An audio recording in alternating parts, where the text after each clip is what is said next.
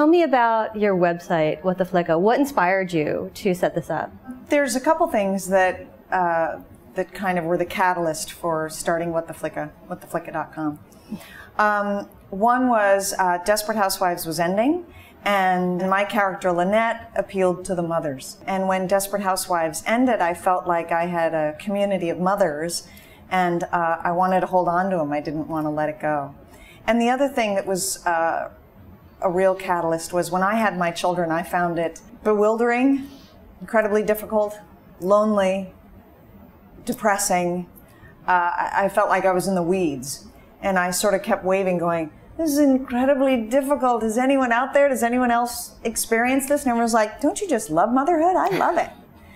So I felt ashamed and embarrassed, because obviously I was a bad mother if I was feeling this way. And I think it spurred me to a sort of activism, which is I kind of wanted to stand up and go, there has to be more room for different experiences in motherhood. I'm not saying that people don't go into it with great equanimity and grace. I just wasn't one of them. And I feel like there's such a thin band of acceptable behavior that I wanted to create a safe, funny, empathetic community where we could, you know, hop up on the virtual kitchen countertop and share experiences, share advice, cry, laugh, and it would all be safe. There was no judgments. How do you find contributors?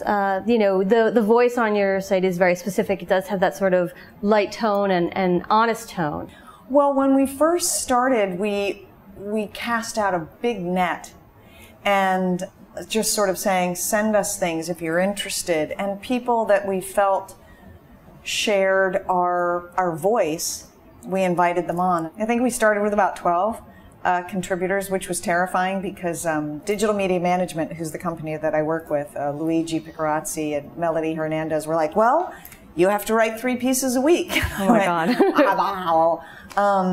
But now we have over 80, and I think what we're looking for is the honest, non-judgmental, somewhat ironic voice of women, and those are our contributors.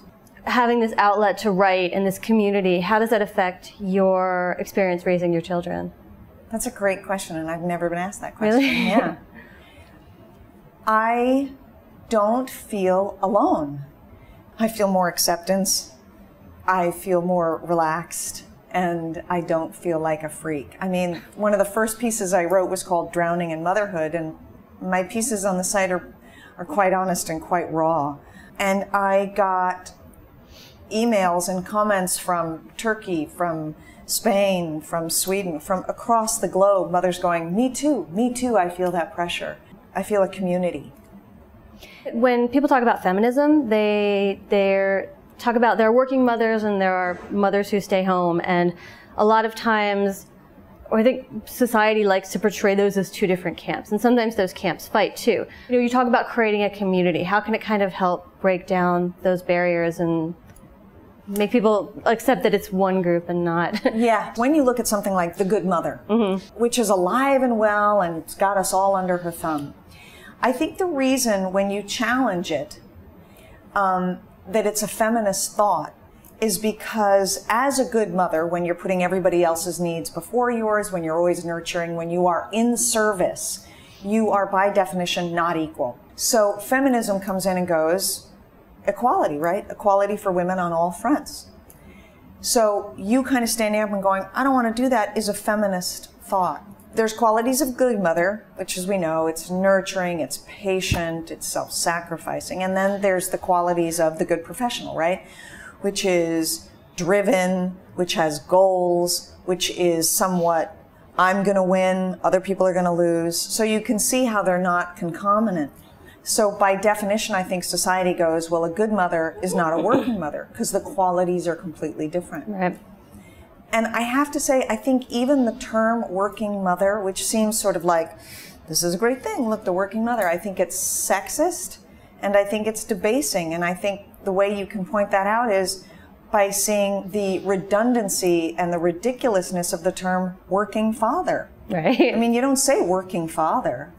So I would like to get to a point where there's not a working mother, or a stay-at-home mother. There's just a mother. And if you happen to work, you happen to work. And how you break down those barriers is by inquiry. And I think that's the first step in feminism. It's the inquiry into our assumptions, our ingrained assumptions. There's a working mother and there's a stay-at-home mother. Really? Why? And after that inquiry comes activism. And is that part of the goal of What the Flicka? I think so. I mean, the more I work on it and the more my contributors and I sort of develop, I realize one of the things I want us to take on is this icon of the good, perfect mother. I mean, since we've done away with the icon of the perfect woman and the perfect wife, I think it's time to take on this one. It's a really cute name. Can you just explain where the name comes from? What the Flicka? Yeah. I am the 8th kid. I have 7 siblings. I am the 7th girl. And by the time I came along, my mother had run out of family names. It was like, there's 3 Jessies, there's 2 Graces, there's... Really? Oh, yeah.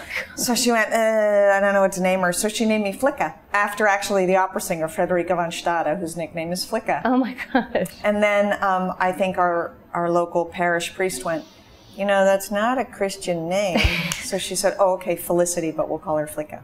So with my website, I wanted something that had a sense of humor. I wanted something that was ironic, and I also wanted something that spoke to the kind of what the of parenting. So we came up with What the Flicka.